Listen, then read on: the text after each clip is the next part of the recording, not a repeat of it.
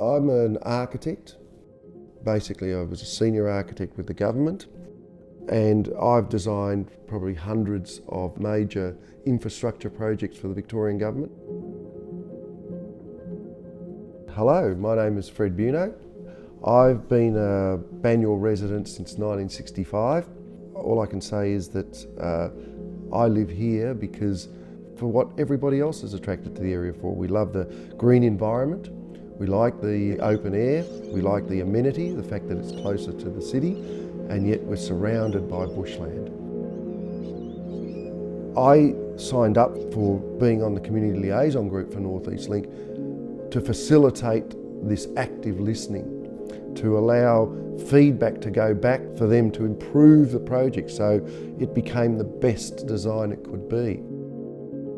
The reference design is purely and simply targeted towards the business case, which basically aims to maximise the revenue for the toll road at the minimum cost of construction. During our active listening, when we started all the consultation and as we progressed through the consultation, the one thing that really hit home to us is what the community didn't know. And people who lived outside the immediate area weren't aware of how traffic patterns were going to be affected during and after the construction of the reference design. It's what they didn't know that shocked them. It's what they didn't know from North East Link that not only shocked them, but really made them anxious about what was going on. And what about for the traders? Picking Watsonia as an example. You know, the traders are now going to be out of sight, out of mind behind a multi-deck car park. And once the construction happens, the people who live on the eastern side are going to be isolated from the village. And so they're going to develop different patterns of shopping and they're not going to come back. The future of Watsonia village is going to be compromised. Instead of removing the barrier, which is currently 30 metres wide, along the Greensboro Road corridor, they're going to be faced with a 70-metre wide barrier. And psychologically, that's going, it's not, even if it's not a physical barrier because they put in green bridges, the point is it's a psychological barrier. And there's no need to build a bridge if there's no desire to get to the other side.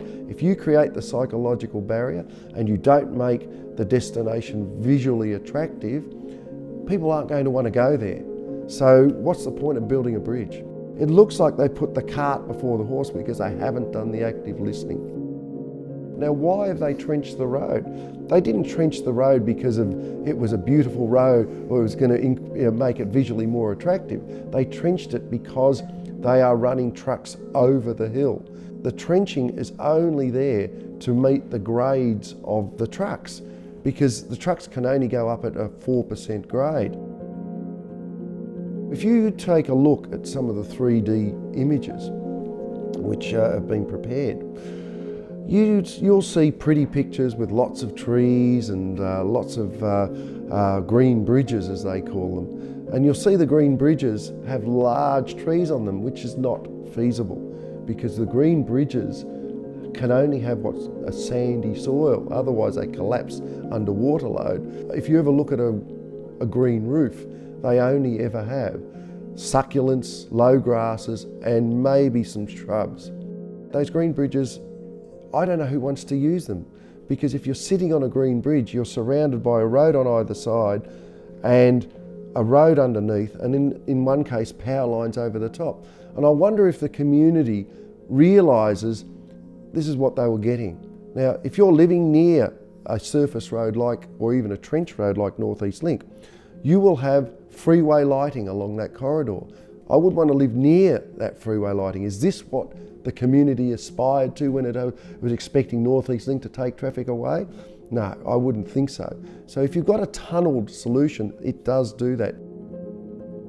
So what you've got on the northern end, you have a very complicated design for an interchange for the M80 at the northern end, stretching all the way down to Grimshaw Street.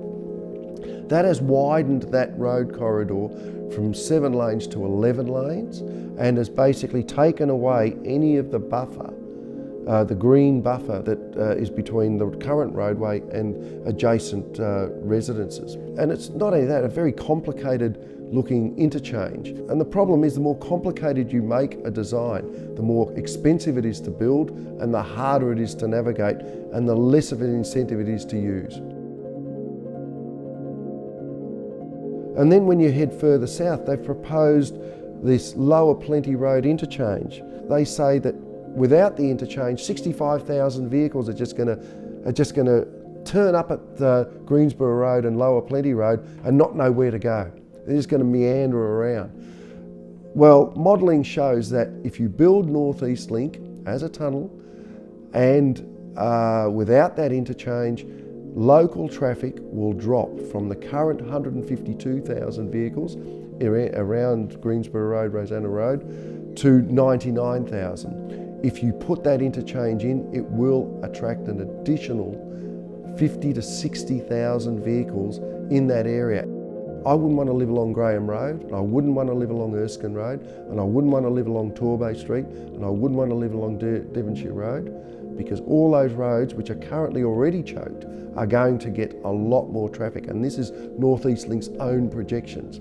Without the interchange, all the traffic drops from the 153,000 down to 99,000 vehicles by 2036, and which means the current road surface network is going to be fine. And then on top of that, you've got a situation there where if you do build that interchange, the actual amount of traffic in the area is going to be 152,000. So it's not even going to change. So I don't understand where they get the idea that building this is actually going to take traffic away. It's not. It's actually going to encourage traffic back into the area. And if the idea of this was to take traffic off our roads, it won't succeed. Now, the Boards Tunnel means that there's going to be a lot of spoil trucks. Those spoil trucks they've identified is going to be about, for a period of about 5 years, an average of 500 spoil trucks going up Greensboro Road on top of the existing traffic, going up Greensboro Road and the temporary roads every day for 5 years. That's 500 trucks a day, 24 hours a day, 7 days a week, no curfews. Well, of course, they'll have to put curfews on, which means that's going to prolong the construction of the tunnel, because they can't progress 24 hours a day if the trucks can only come out during the daytime. The reference design is looking at removing 26,000 trees along that corridor. When those trees are replaced, they're not replaced with the same type of trees, and not only that, they use up a lot of water and a lot of resources to start growing. And the trees that it replaces will not remove a lot of the pollution which the existing established trees do. So why remove the trees when you don't need to? A tunnel solution doesn't require that. Unlike the reference design where they didn't do active listening, we actively listened to a lot of community groups. We found out what their motivation for the project was, and we revised the project several times so that way it represented the aspirations of the local community. That was important, because without that, no design succeeds. If you look at the M80 interchange, just by shifting the toll point from the eastern end of the M80 as it is now to just north of Grimshaw Street, we simplify that interchange dramatically. It becomes a free road from Grimshaw Street to the M80. The interchange is greatly simplified. The buffer zones to the adjacent residences is preserved, and what's more, the toll road is actually widened from 6 lanes to 8 lanes, which means that you've got more incentive for people who want to go to the M3 to use the tunnels. It means that we've got a simpler interchange, easier to navigate. It doesn't compromise the functionality of the road. It doesn't impede the amount of tolling, and it is less disruptive. If you have a tunnelled option, you don't have light pollution. You don't have noise pollution because it's underground. When you look at air pollution, if you've got a surface road, the pollutants are distributed in disturbed air on the surface. And if they're in a tunnel, they sit in the tunnel. And then they call what they have as natural dispersion of air, which means it only goes locally and it is in heavier concentrations.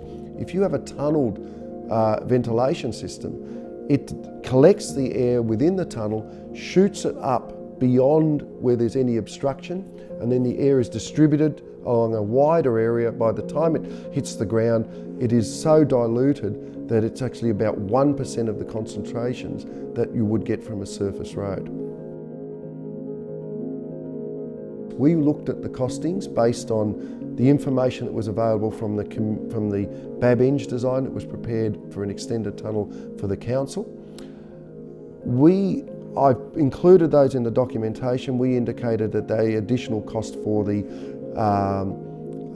tunnelling only, and the structure of the tunnelling was about $500 million for the extra 3.2 kilometres of tunnel based on the BABENG report. What can you do from here? What can the community do? Well, the first thing is visit the website, which is thesmarterway.net. So that's thesmarterway, all one word, .net. On there you can have access to our petition and you can sign that.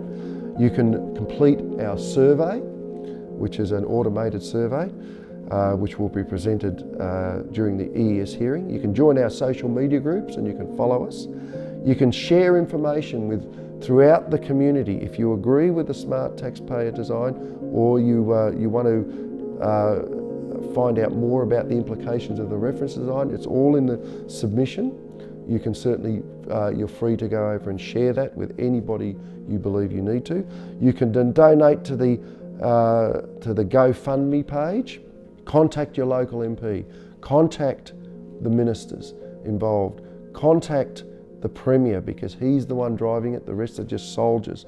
Contact your local councillors and agitate them to do more, and contact the government and any of local members in general.